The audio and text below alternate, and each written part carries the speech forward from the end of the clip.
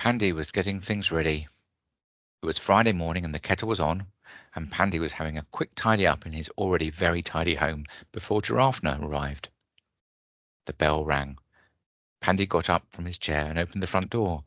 "Hello!" Giraffena sung with his usual jollity. "Ready for me?" Every Friday morning, Giraffena would join Pandy for a few games of cards. Giraffena took himself to his usual chair opposite Pandy's. There was a small brown table, nicely polished, with a pack of cards already shuffled and ready. "Biscuit?" Pandy asked with a glint in his eye.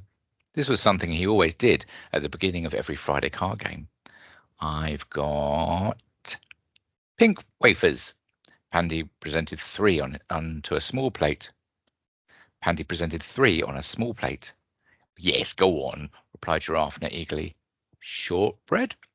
Pandy added three onto his plate. Yes, go on." And Pandy teased Giraffena, keeping him in suspense. Keeping him in suspense. "Ginger nuts!" "Yes!" heralded Giraffena. Ginger nuts were Giraffena's favourite, and without fail it was always the biscuit that Pandy would reveal last. Well, the two friends settled down for their first game. "I think I'm catching up with you, Pandy. What's the score now?" Pandy's eyes looked up in thought. "It's 267 wins for me and 214 wins for you, I think." Two friends have been playing cards on Fridays for many years. "Yes, I am catching up," Giraffena exclaimed with his usual optimism. But just then the phone rang. No, the phone never rang on Friday mornings during the card game. "Oh, ignore it," Giraffena urged. "No, I'd better get it. It might be important."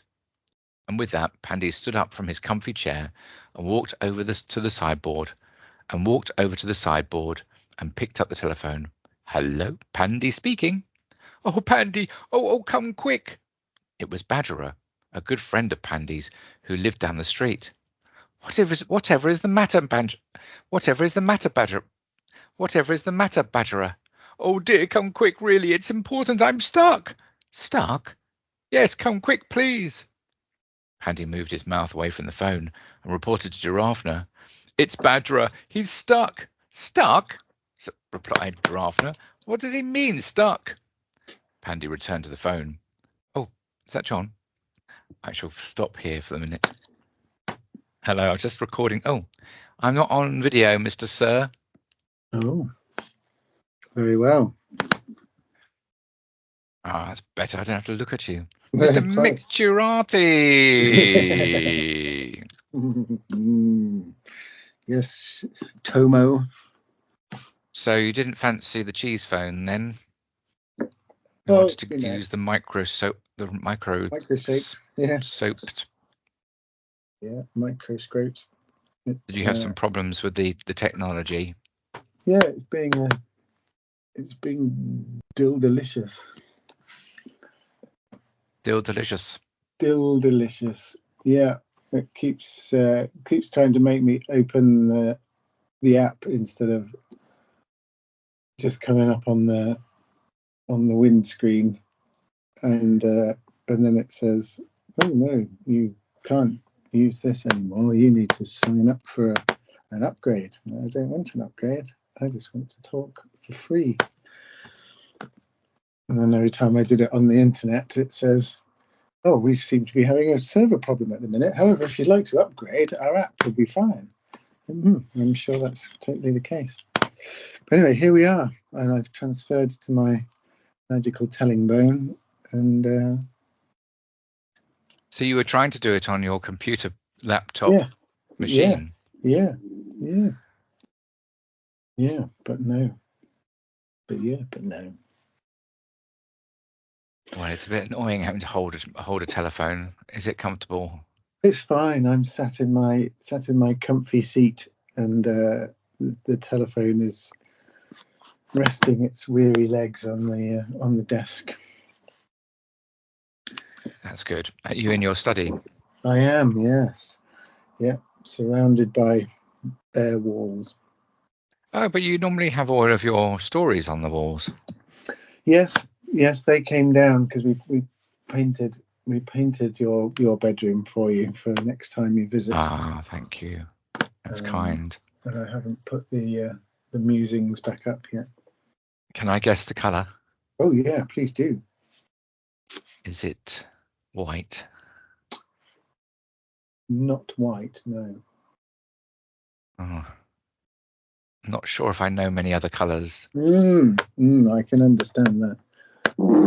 Yeah. There's a lot of tapping going on. What's the tap? Tapping? Sound? No, it's creaking, not tapping. What's creaking? It's the desk. So we had not only did we paint your bedroom, Tom, but we've treated you to a nice new carpet as well. Oh, lovely. Which meant that I had to move the desk in the alcove, and that has somewhat lessened the structural integrity of the furniture. So it kind of creaks a bit now, but only when I lean on it. So if I don't lean on it, so that's me leaning on it, and that's me not leaning on it. Ah, there you are. And is it actually just picking up? I mean, in a normal day when you're maybe just sitting there, filing your nails or whatever, does it creak loudly or? Well, I guess it's probably less loud for me because of where the position of the phone is. You see, it's right by the speaker. Tappy. Right, yeah. Oh, you picking that up? Yeah, lots. Yes, lots. Lovely. You could imagine perhaps that you were amidships on perhaps Captain Cook's Endeavour. Yes. Enjoying the trip of a lifetime. Would I be down in the bowels of the ship? Yeah, I think you probably would be, really, wouldn't you? Unless you were I don't know, might you be the ship's doctor? I'd like to be the ship's doctor. I would have my own little bag, hold all. Perhaps a belt. A belt. It would be the right thing for a doctor to wear a belt. I think so. Yeah, I think so, and perhaps some gauntlets made of shark skin. I'm not completely convinced by gauntlets. No. No, I think that I need to be able to have my hands free for all of the medical work I'll be doing. I mean, there might be sailors there that have big tears in their skin and need sewing up. Yeah. And there is it's good to be a doctor because you have to be. It means that you are closer to the captain because they are dependent on you a bit. So rather than giving you a really hard time, they're going to be just making sure that you're okay. I think you might get. Yeah. I think you would. I think you'd get an extra ration of rum as the doctor. Yes, definitely. Unfortunately, I'm not a doctor. Are you not? I'd like to be a doctor if it didn't have to involve so many hours of study and work. And also, I think that. Go on. No, I was going to say, are you not a PhD? A pink hooded dotard. Yeah. Dildo. I probably am, but no, I'm not. No, I'm not a doctor. No. Okay. No, I did have a little go at. I did register for a PhD a little while ago, about 10 years ago, but I didn't really do anything because it all felt. I suppose there's something about, and actually this is kind of thinking about our conversations, Mr. John, that we will go off on various tangents, float here, float there, needle a few issues, whereas with a PhD, you have one question. It's probably quite a narrow question. Do you want to do a PhD? 4 or 5 years to. You have 4 or 5 years to study that question. Right. Which Yeah. feels like what a waste of time when there are so many questions that could be answered. But maybe you could weave those other questions into the weft of that singular question, and have that Yes, that's singular a good question idea. actually really be like a Joseph's technicolored dream coat of other questions. Yes, I like that, because the thesis, the hypothesis, I should say, could be that you take to your to the professor who's mentoring you, supervising you. Could be they'd say, "So, Tom, what have you decided to focus on?" And you might say, "My main hypothesis is, what's it really all about?" I think they'd like that one. And then you'd have to have a sort of methodology, wouldn't you? An approach to how you were going to try and answer that. Yeah. Well, how would you answer that? Well, I'd say that I have some good friends, including someone called John, and they say, but intellectual property, Tom, what about intellectual property? And I say, oh, I don't think that John minds. Do you mind? I don't mind at all. There you are. About anything, really.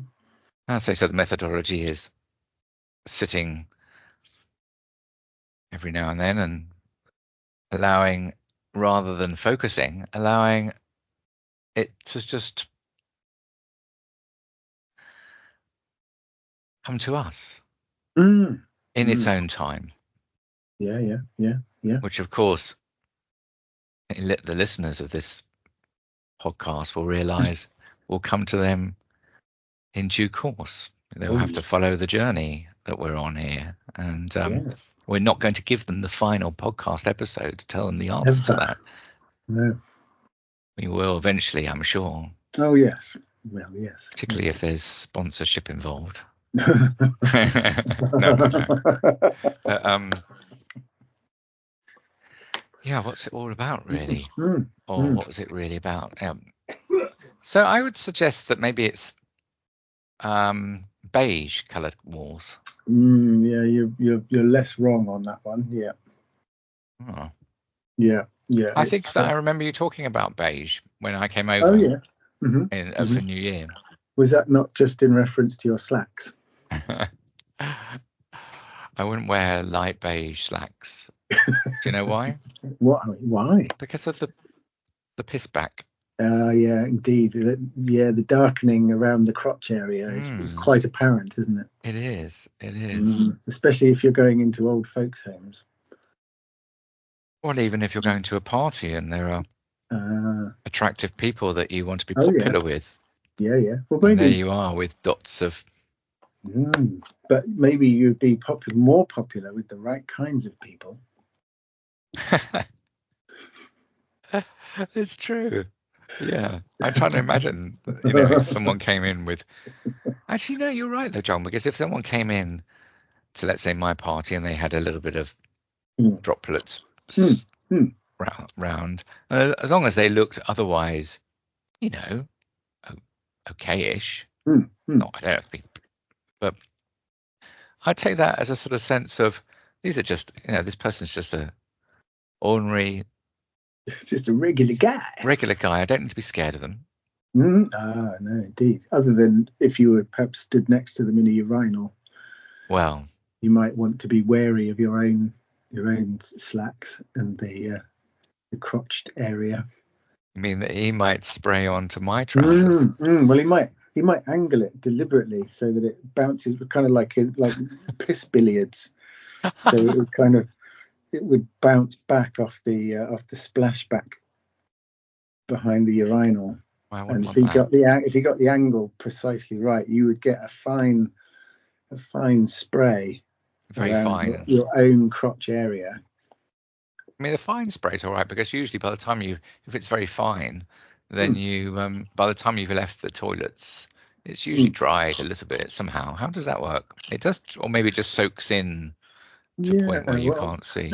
Possibly, or maybe you've forgotten all about it by the time you leave the urinal, or maybe it's your heavy breathing. My heavy breathing heating up the. That's it. Absolutely, exactly right. Evaporating the piss from your crotch pants. I mean, I don't want the listeners to think that my neck is somewhere near my stomach and that I have that easy access. Because actually, I've grown a little bit recently. Mm. Oh yes, what, in the crotch department? No, sadly not. No, no, that's not happening. Oh. But no, I'm just sort of just trying to work my upper back a bit more, so it's a little bit looser, less curved over. Oh, okay, yeah. So I'm sort of standing a bit more upright. Mm-hmm, You know how I tend to slouch. Ah, yes. Yes. Yes. It's usually I usually attribute that to the weight of your golden locks.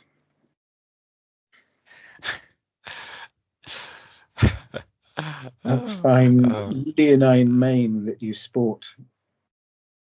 That it just it kind of pulls you forward is what I've previously surmised. Well, I think that that's a good theory, because you see, if I'm standing up more now, upright, it might also be the case that my hair is less apparent on my head now.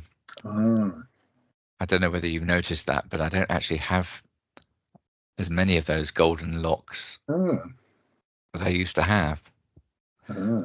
What's the name of that chap that it wasn't Animal Magic, but it was one of those children's Terry Nutkins. Oh, Terry Nutkins, my goodness, yes. Oh yes. Because he was sort of bald on top, wasn't he? He was. Yeah, eventually at least. Yeah, he was kind of like a bit like Max Wall, wasn't he, by the end?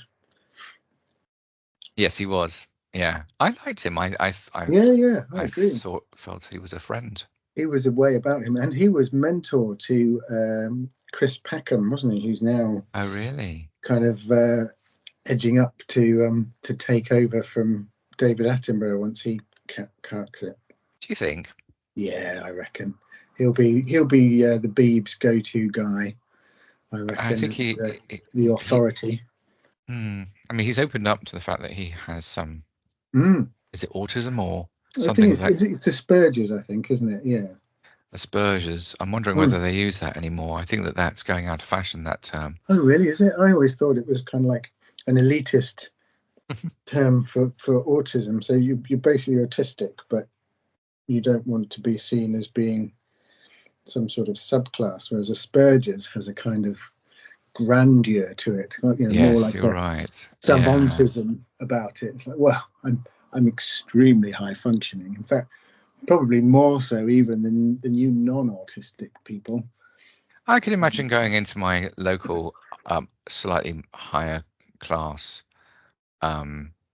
delicatessen and picking up a bottle of cordial by Asperger's. Oh, you know what I mean? It would be Asperger's pear and bramble thistle wine, but as a cordial. Or perhaps they'd call it liquor. Would it have some alcohol in it then? No, I don't think it would. But yeah, I think they might call it a liquor, because the liquor is like the thick juice, isn't it, out of something. It's only the Americans who've subverted it, calling liquor booze. Yeah, that's true. Yeah. But then they say they'll preface that with hard liquor usually. Well, this wouldn't be Asperger's pear and bramble thistle liquor. Wouldn't be a light liquor, surely. Oh yeah. Something for after tennis, I would have thought. Oh yeah, or during tennis. During tennis, just to keep your spirits up.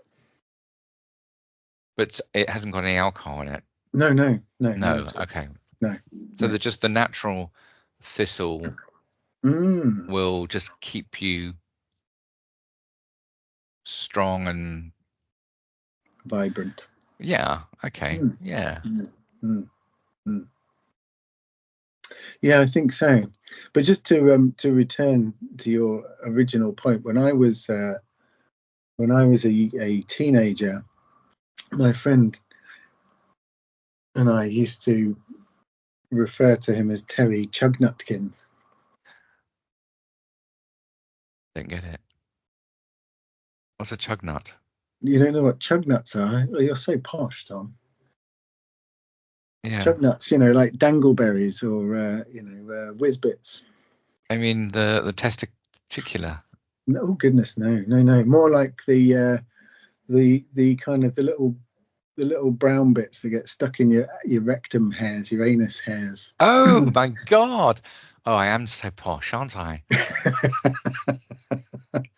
You're the one that Oh.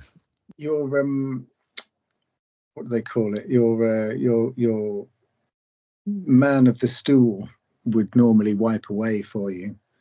Yes, I mean he's never mentioned that. I No, think well, he's probably why just very would you? sensitive to the fact that I don't want to know that Well, no, indeed. I have these It's his little. job, like a good butler or a good waiter. You never know. You never know that they're there. No, it's true. In my lovely days as a care assistant, there were occasions where, an old gentleman had perhaps fouled his underpants, and there was the sort of challenge of sort of pulling out the dry feces from his the hairs that were growing out of his testicular sac. Oh, right. Wow. Yes. Gosh. Because And that, his balls, no doubt, would have been really very, very danglicious by that point, being elderly. I think that might be what happens, isn't it? I think Yeah, I've they heard become people say that. pendulous, don't they? Yeah. Yeah. Well, mine haven't really become any more pendulous, I don't think. No. But no. No, you're not tugging them hard enough or often enough. So Terry Nutkins. No, not Terry. Yeah, Terry. What's the other one? The one Chris that's Packham. Chris Packham, yeah, and Chris Packham and his Asperger autism thing. You see, he's very cross, isn't he? He seems it sometimes, yeah. And I'm very passionate, but sometimes other people's passion can just be a bit off-putting. Yeah. And people say, oh, I'm passionate about this and that and the other. You go, yeah, so what? Yeah, that's it. I'm really passionate about filing books correctly in alphabetical order. Yeah. Yeah. Yeah. Are There are you, people or that are do you that. just OCD? Well, no, that's it. But is that the same thing? Are you actually passionate about it, or is it more an obsessive sort of thing, do you think? I think that I hear quite a lot of people say, I'm passionate about making sure that consumers are treated fairly. Oh, yeah. And I hate that because who are these consumers? What are they? If they're really passionate about them, they wouldn't be calling them consumers. They'd be calling them friends. Kindlies. Kindlies, yeah, I like that word. Yeah, that's good. Are you doing well in terms of health and stuff? Yeah. I would say so. Your dizziness improving? Yeah, for the most part. Yeah, it still has its time in the sun. Does that mean you're still not able to drive? It does mean that, yes, unfortunately. Oh, bloody hell. Yes, that does definitely exacerbate the condition somewhat. Yeah, but there we are. It's been a couple of years now, right? It has, yeah. Yeah, March the 10th, 2 years ago. Yeah. But so the meditation stuff, all of that was not really. Well, do you know? No, it has helped overall in that it's helped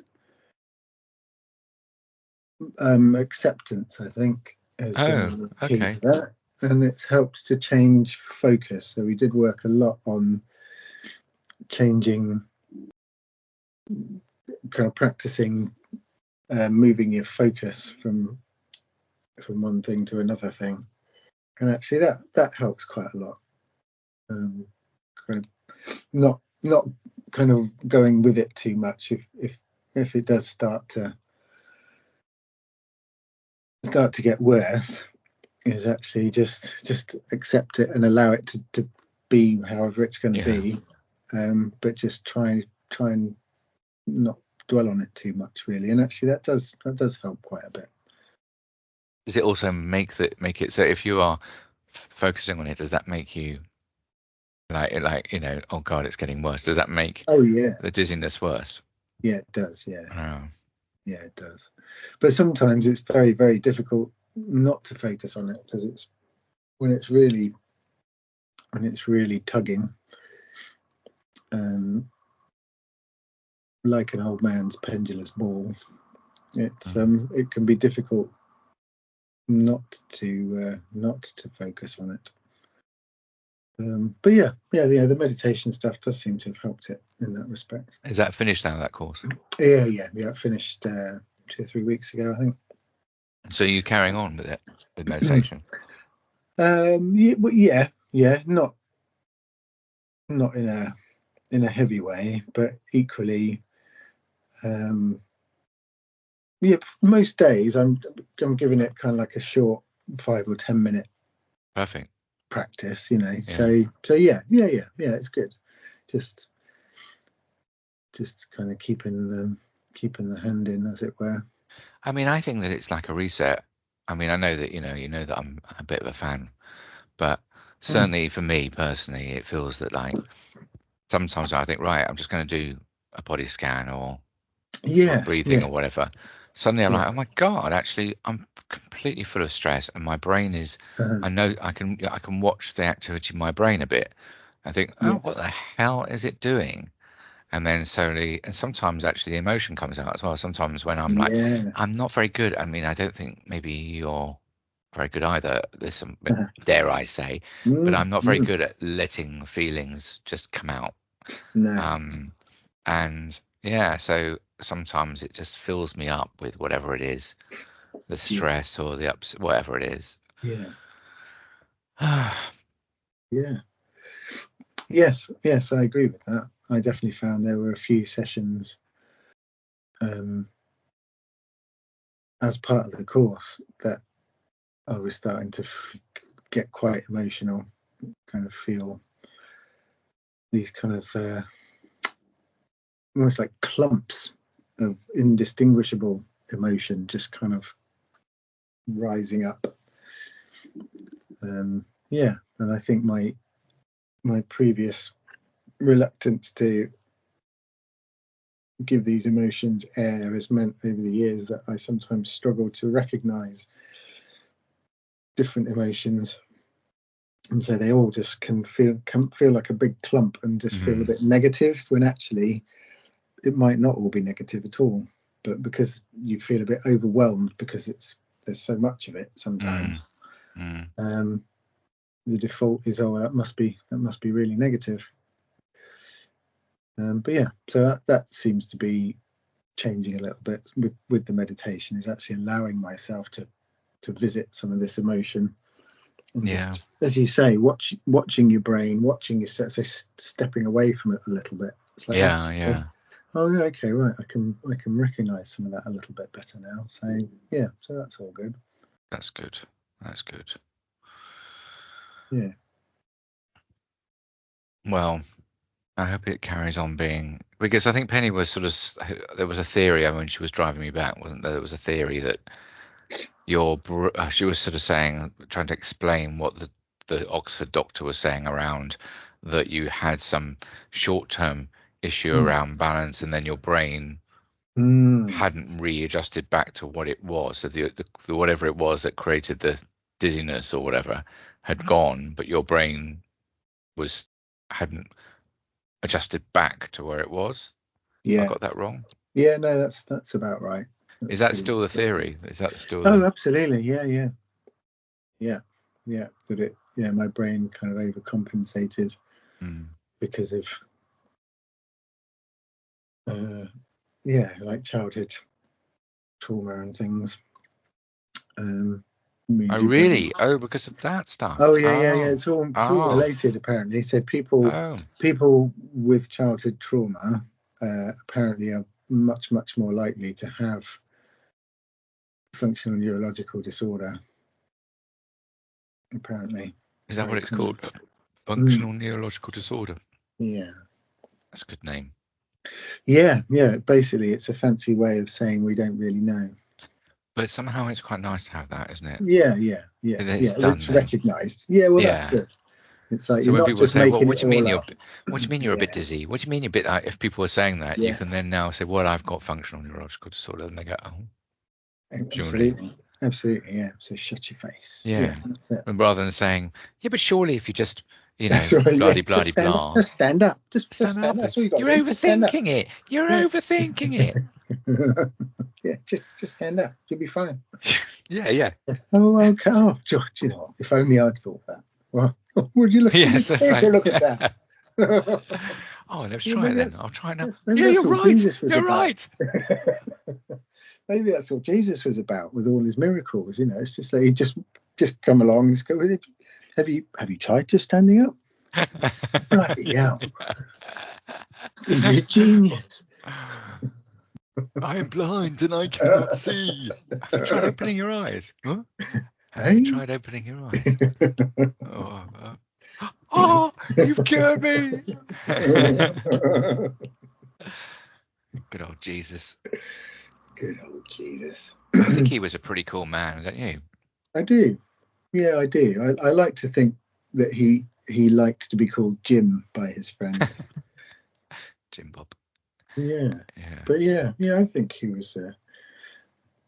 He seemed like a pretty splendid fellow. Yeah. But yeah, I think he was influenced by Eastern philosophy, although there are others who disagree.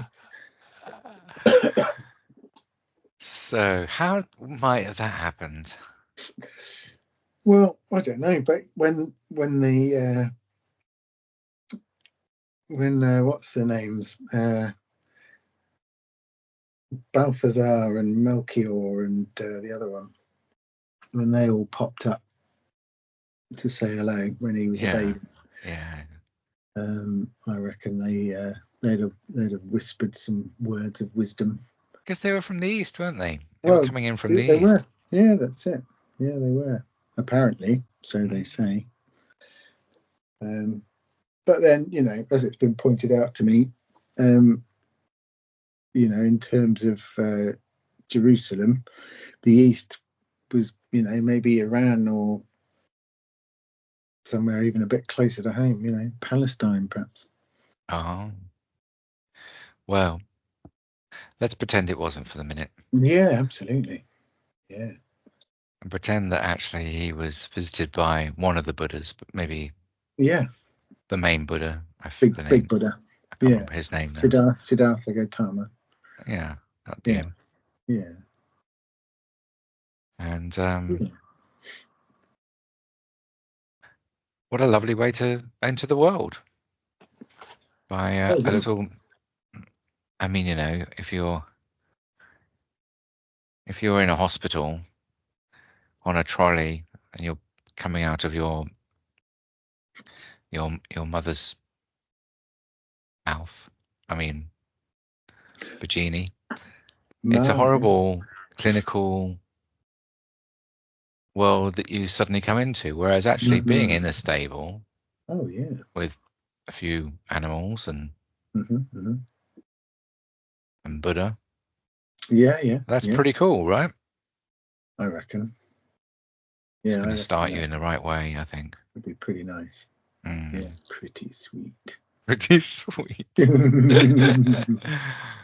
Yeah, I think so.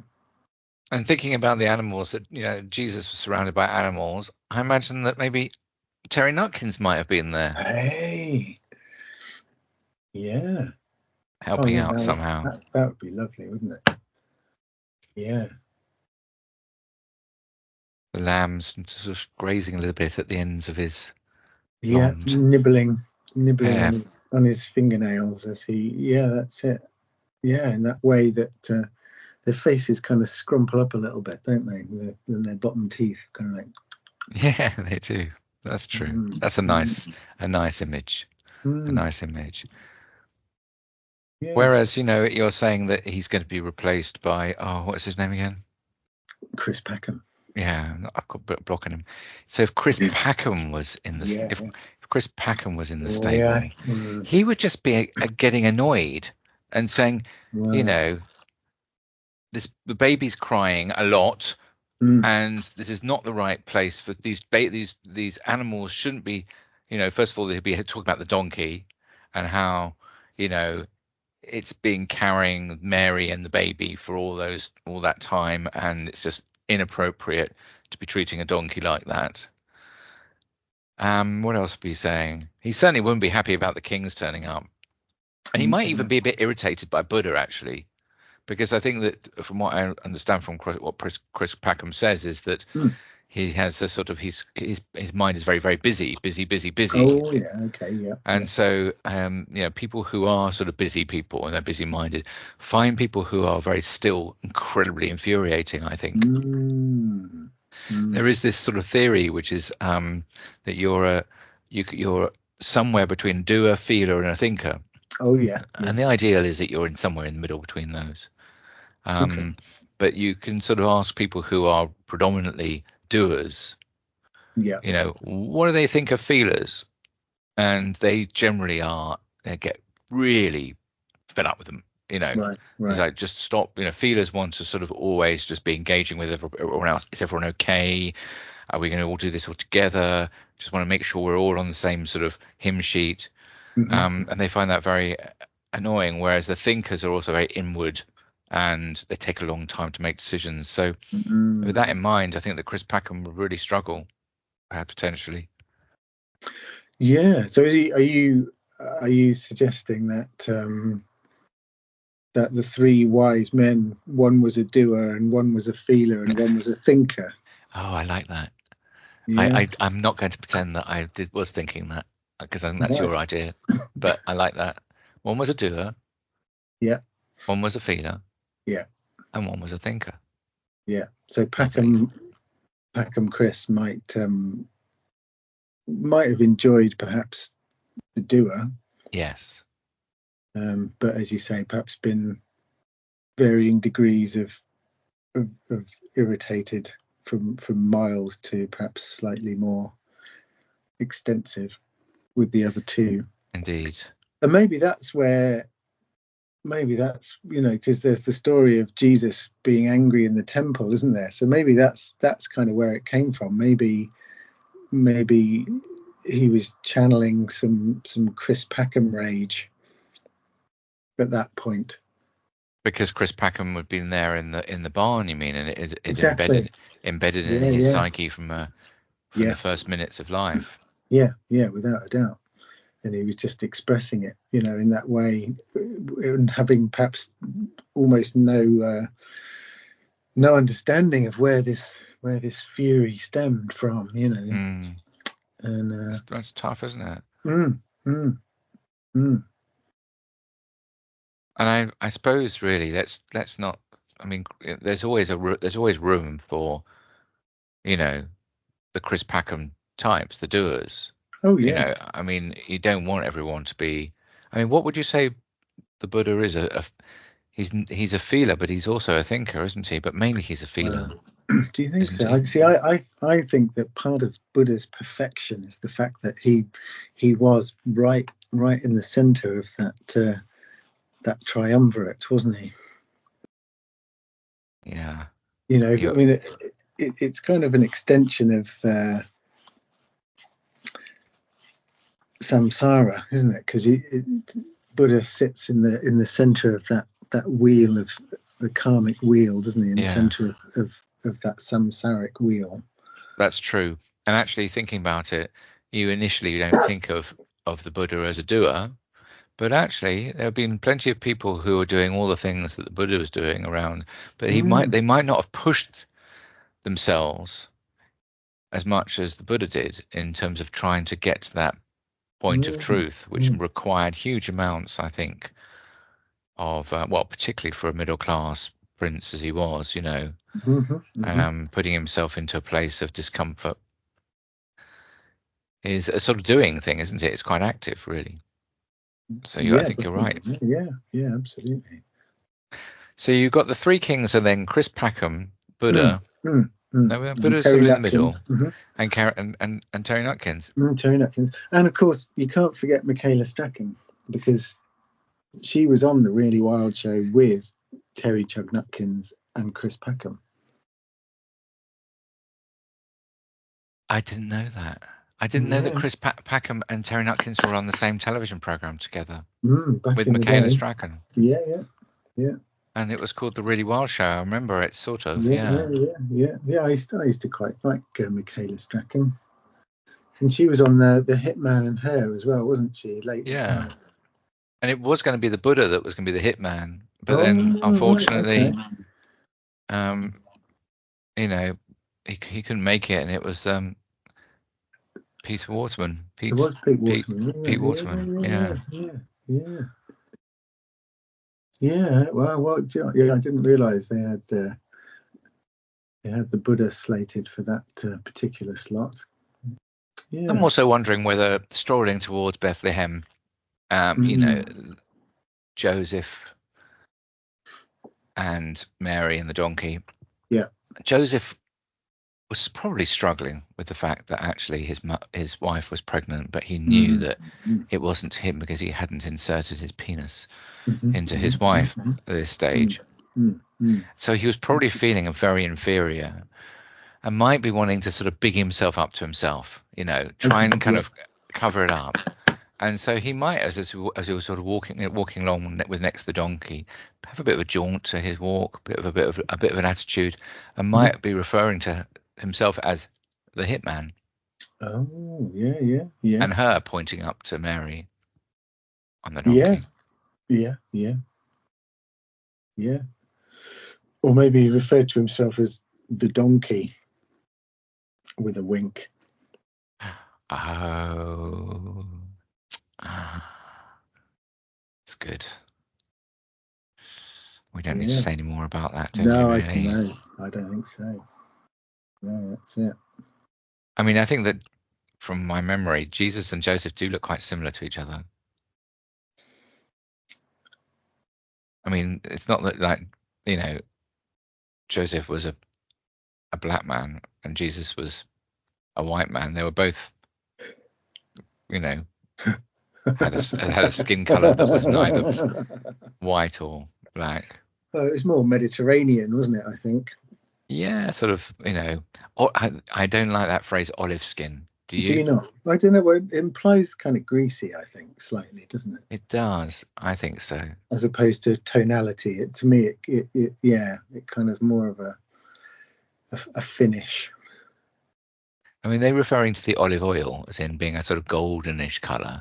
I think, rather than the skin of an olive. Yeah, especially one of those kind of purpley black olives.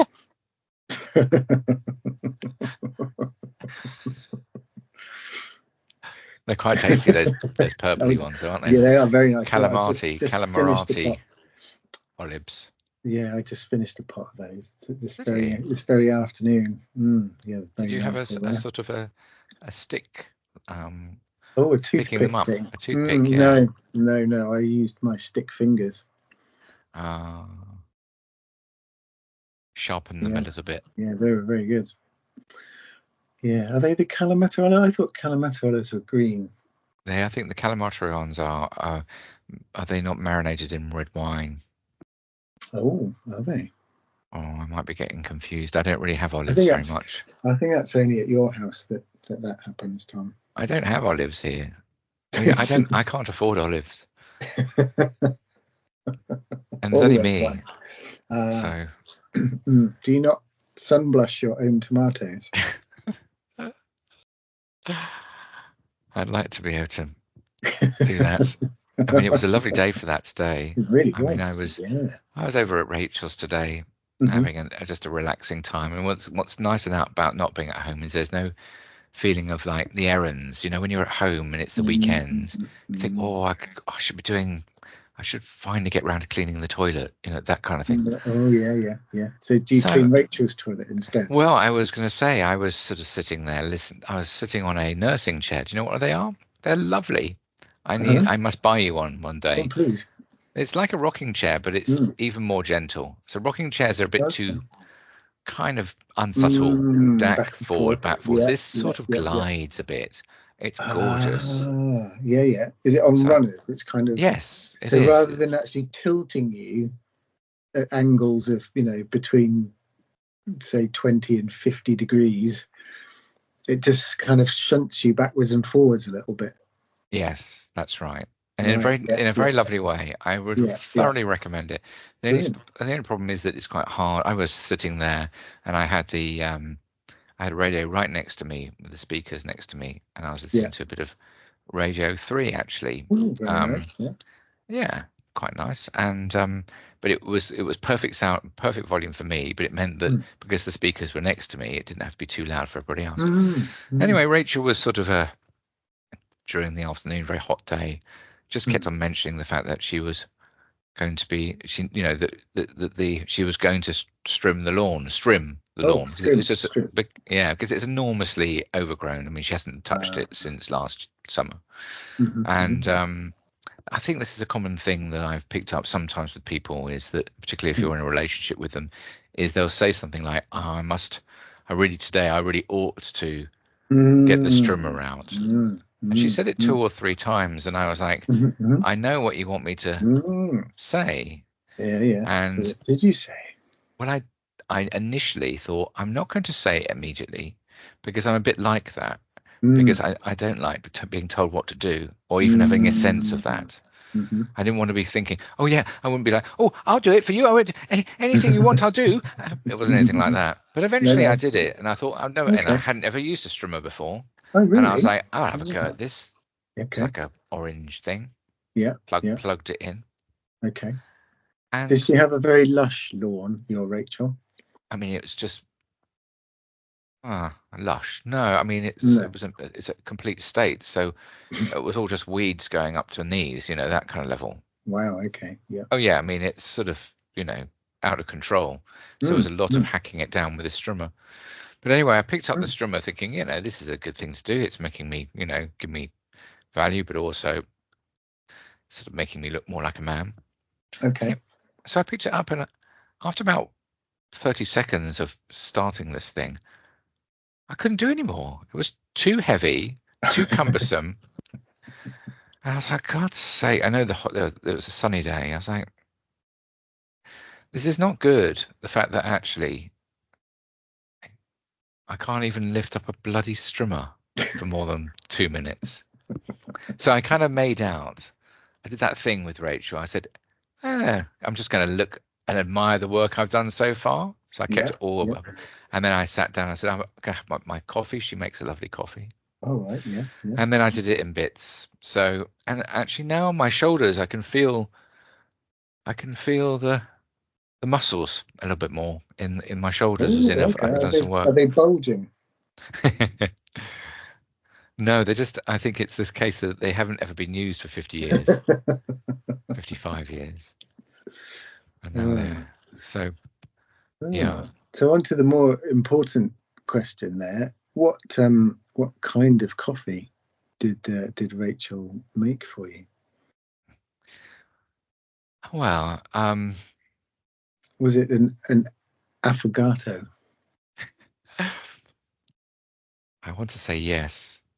I'm going to say yes. Brilliant. I love the idea of that. Yeah.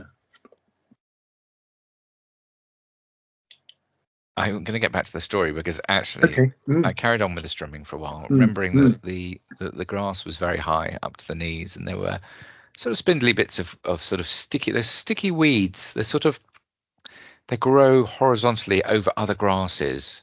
They stick to each other and create sort of make meshes. So they were jolly hard to get through. Anyway, I was trying to get through those, cutting through, getting quite deep into the garden at this stage.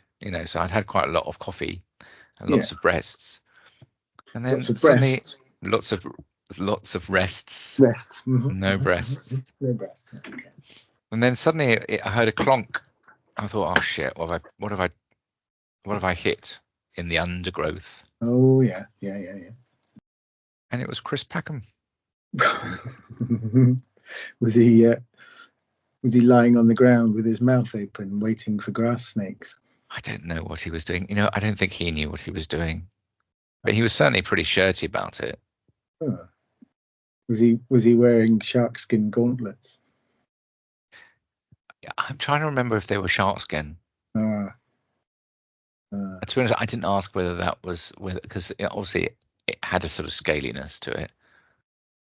Right. Yes. Well, that might just have been his skin. Yeah, it might have been. So he obviously stood up at that point in time. Okay. Oh, did he? Yeah. Okay. Did he make you a coffee as well? Well, he had a few things to say about the coffee. He had a few things to say about the fact that I was basically getting rid of a lot of undergrowth and wildness that was perfect vegetation for animals to grow in. Wasn't impressed with the what's it called? Avocado? Yeah, for affogato. Avocado. Affogato. As far as I could tell, he was just doing a lot of sort of spitting and dribbling when he was saying that word. So I had to sort of shelter, and I wasn't really concentrating hugely at that point. No. And I was kind of obviously apologetic. Well, I was actually mainly in shock because I suppose one doesn't expect to find any human being in one's garden. And it started to make me think. Go on. No, you go on. I was thinking about what is Rachel doing with sort of celebrity animal specialists in the garden? Why has she got these? And are they just all focused on nature, or are they? Oh yeah, okay, yeah. Other types of celebrity, or is it that some of them are celebrities, but they are all studying biology or botany or whatever? Yeah. Okay. Yeah, and all specifically in Rachel's garden. Yeah. And I suppose the challenge I had was that if you're trying to, if there are things you've got to say to your partner that are about, are you seeing other people in this, in this case? Okay. Yes. You might want to say it, but you also just need to be in a reasonable sort of state of calmness, or else you might regret what comes after that. So I didn't say anything to her. Okay. Did you say anything to Chris? Well, he kind of muttered and legged it, stomped out very angrily. There was a sort of back gate to the garden, so he went in a different direction. Oh, a back gate. Right. Okay. Yes. Yeah.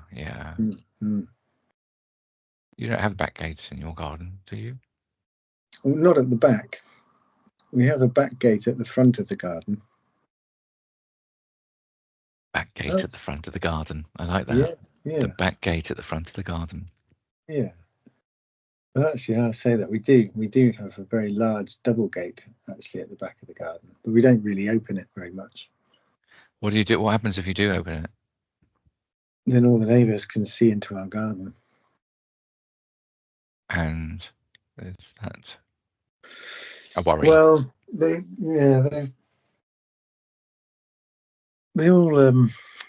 all rather venomous of eye on that side, and it's not, you don't like to look into their faces when you open the gates.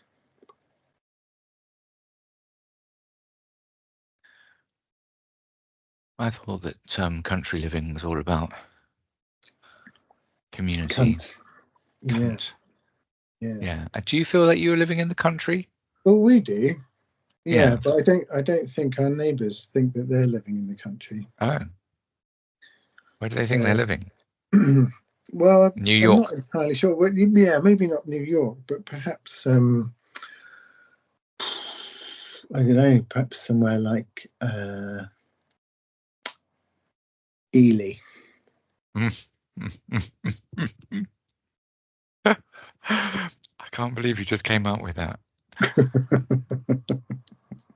So that's Ely in Cambridgeshire. Absolutely, yeah. I've Yeah, been yeah. and spent some time in Ely. Oh, have you? Yeah, At not a the lot. cathedral? No, It's nice. It doesn't know what it is. no. Well, it is a dry point site, I think you'll find. What does that mean? It's a geographical feature. I remember from geography. It's one of the few things I do remember from my geography at school. I never quite understood the difference between a dry point site and a wet point site, but it was something to do with the water table Ah, and where the water table sits. But Ely was a dry point site.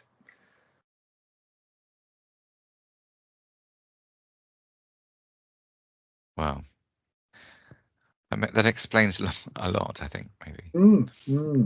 But yeah, if they think that they are in a sort of a more, because Ely is a little bit more,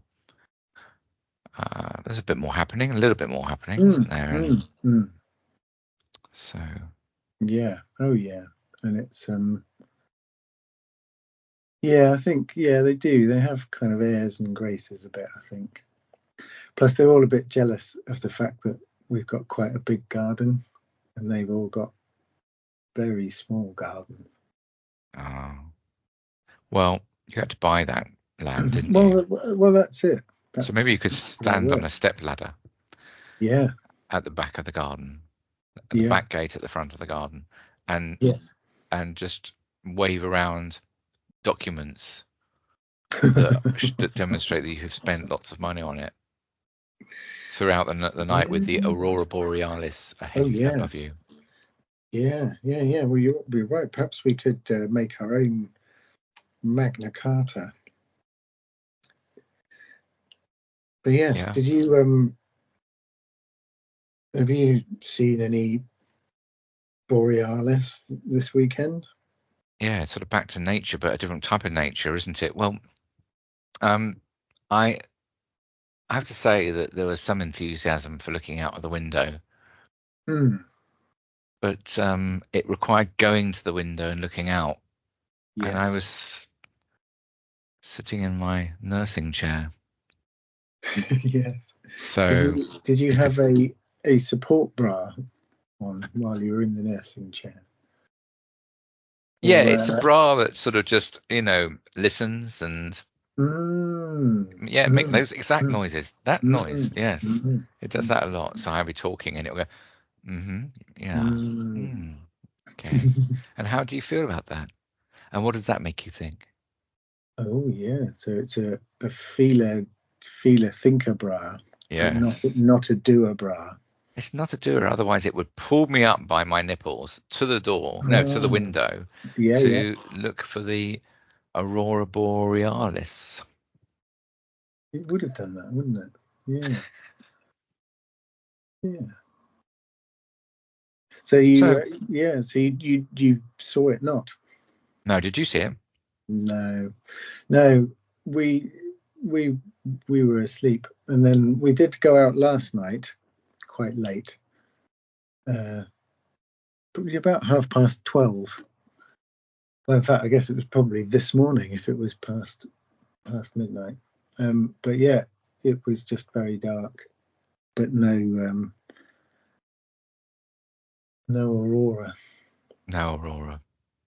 No. No aurora. Well, I'm sure it was really nice. But yeah, I expect it probably was. It was quite nice to not see it actually as well. Yes. Yeah. That's interesting, isn't it? It was quite nice not to see it. Yeah. As well as it would have been quite nice to see. Absolutely. Yeah. Yeah. Well, I think that probably I ought to be taking myself off to bed fairly soon. Very good. Yeah. But I think that this little episode, if it is of any value, could be called The Back Gate at the Front of the Garden. Oh yeah. Yeah. And there's a lot of learnings that we've gone through today.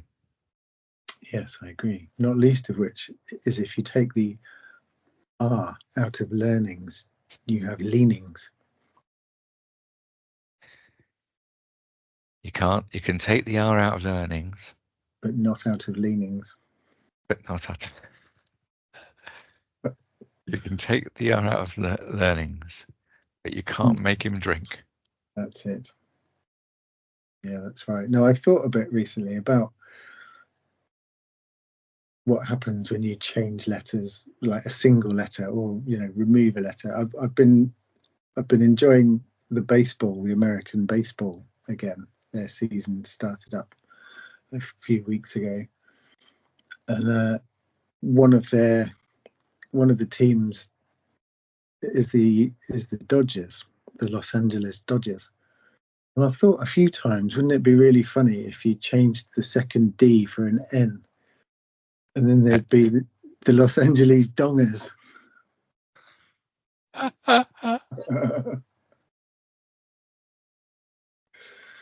And you wouldn't get that many fans supporting them. Don't you think so? Well, I mean, well, I hope that they did. It would give me a faith in humanity for sure if they did. Humanity. Did they all have to sort of stop while you were having that thought? While you were having that thought, did they all have to sort of stop on the field, the pitcher, just waiting for you to just finish that little bit of thought before they could throw? It was almost that your thoughts were just flooding the whole situation, and actually, until you resolved your little piece of thought, my amuse-bouche. Your amuse-bouche. Did they win? Yeah. They they're doing pretty well this year. They're winning quite a lot. Do you find that you have to have a team when you're watching a game like that between two teams where you kind of have to enjoy it, align yourself with one of the teams, even if, for instance, you don't know really? Yeah, well, yes and no, but then I also find that sometimes I can switch allegiance because I don't really mind over much who's going to win in those scenarios. And that actually I can find that I can enjoy when one team is playing really well, but then equally I can enjoy it if the other team mounts something of a comeback. You sort of think, oh, actually, yeah, that'd be great. Whereas if it's your team and the other team are mounting a comeback, you're thinking, oh no, bloody hell, they're gonna come back and they're gonna win. So actually, you can enjoy the combatants kind of matching their wits. That's good. Yeah. I didn't even know you used to be into baseball. Yeah. I do. I imagine with your functional neurological disorder, they wouldn't have any clue where you were pitching the ball, would they? No. Because you wouldn't. I wouldn't have any idea. No, that's it. It'd be a bit like the Tasmanian devil, just a flurry of arms and legs, and then the ball would kind of pop out somewhere. Yeah. And maybe sometimes it would head towards the batsman, and maybe sometimes it wouldn't. There gets to a point in one's life when one has to accept that neither of us are going to be world-class sportsmen. Yeah. Although you never know. There's veterans leagues for a lot of sports, aren't there? Isn't that for people who've been at war? Battle cricket. Yeah. Yeah.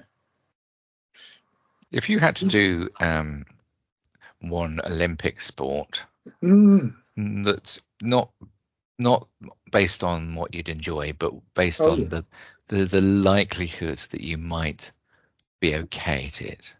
Yeah. That's a big question, but which one would you choose? You can go to Winter Olympics or Summer Olympics. Yeah. Literature in 1896.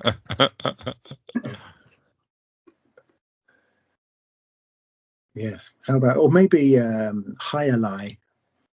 Are you familiar with that one? It's like what's its other name? I can't remember what it's called now. I want to say Palooka. I don't think it's Palooka. You said But high. Now you're saying Palooka.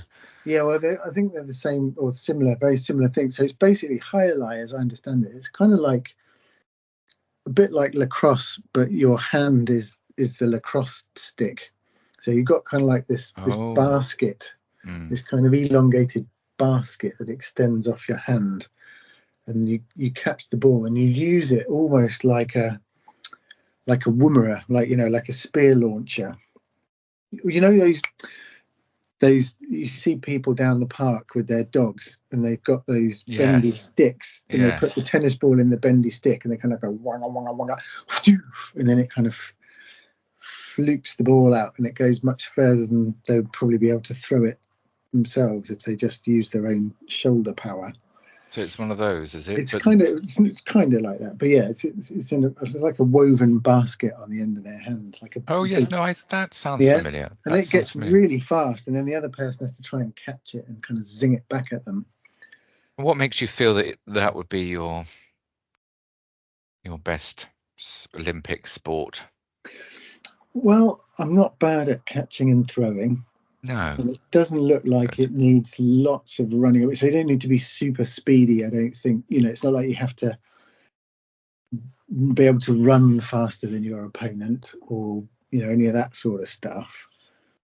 So yeah, I reckon I could possibly give that a go. That, or maybe the high jump. Yes, the high jump, that would be good for you, given the enormity of your legs. That's it. Absolutely. Yeah. Well, I think there was a Cuban. I'm not sure who the current world record holder is, but there used to be a Cuban guy. I can't remember his first name, but he was called something Sotomayor, I think. And his record was something like 2 meters 42 centimeters, which it's about the same height as a football goal. Yeah. You think you managed to jump backwards over a football goal? Well, it's a bit of a pointless exercise, isn't it, really? But if he wants to do it, I mean, these people spend 7-8 hours a day just doing the same thing over and over. Yeah. But I mean, maybe that's what a lot of people do for their jobs. Yeah. Do you think they're world class? Well, people who are sort of packers in factories are probably world class, but they're doing it 7 or 8 hours. I mean, if you were to look at their performance and the intricacies in which they are positioning their fingers and the boxes and everything to pack things, I'd say that absolutely they are. Well, I think that for me it's got to be ribbon dancing. Oh yeah, which isn't now an Olympic sport, I don't think. I gather. Oh no, they removed it again. Well, we'll have to ask the researcher about that. Yeah. But I think floricking, frolicking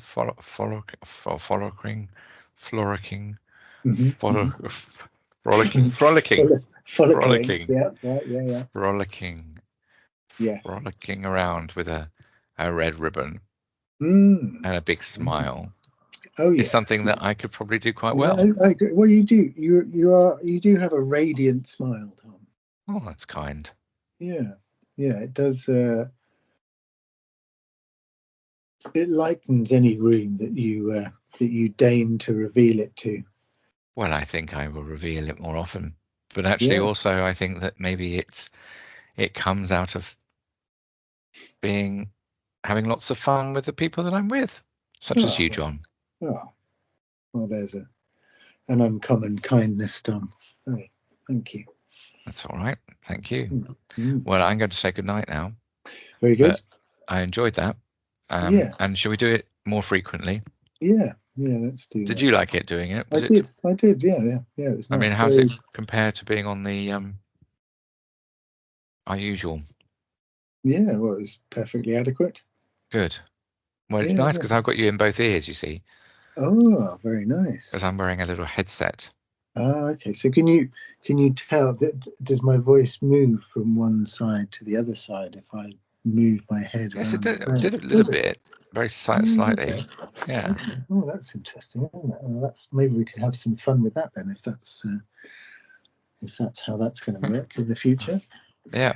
But I Yeah. think Okay. that yeah, it's nice having a headset because then you don't have to be holding something. After a while, sometimes we're having such fun in our conversations, but my shoulders are hurting from the holding Your sides. of the butterphone. Oh, right. Yes. Holding your sides to prevent them from splitting. Okay. Yeah. Well, good stuff. I'll send this Yeah. to you in case you Yeah. want Yeah. to Yeah. do Yeah. nothing Do with it. it. Well, I think we should. I think we should just start up a channel, Tom, and we All should right. just start loading them up just as they Okay. are, unadulterated. And if anybody cares to listen, then they're very welcome. You know. And You don't think they need editing at all then? no, I don't think so, because either you'll listen or you won't. Yeah. And I suspect if you do listen, you'll probably fall asleep. So that's Perfect. great. So Mm. yeah, yeah, yeah, yeah. Good. Let's do it. Yeah, brilliant. Great. All right. Well, look, Marvelous. speak to you soon. Yes. Thanks, Tom. I'll suggest some dates. I mean, fortnightly, this kind of day, this is perfect because on the weekends differ, but on the whole, Mm, there are those weekends where on a Saturday night I go to Rachel's. I yeah. tumble back here at about 4 o'clock in the afternoon, check Hmm. in with Bill, Yeah. do a few chores, and then Clean the toilet. clean the toilet. I didn't get around to doing that. Yeah. Um, You ought all to. right, yeah, Yeah. next time. But let's see, yeah. But I do like that phrase, the back gate at the front of the garden. Yeah. I don't know why. I really like it. I think that could be the title of this Yeah. Yeah. It sounds selection. apropos. Let's do that. Yeah. All right. Marvelous. Thanks, Tom. Sleep well. You too. Cheers, John. Bye. Goodbye.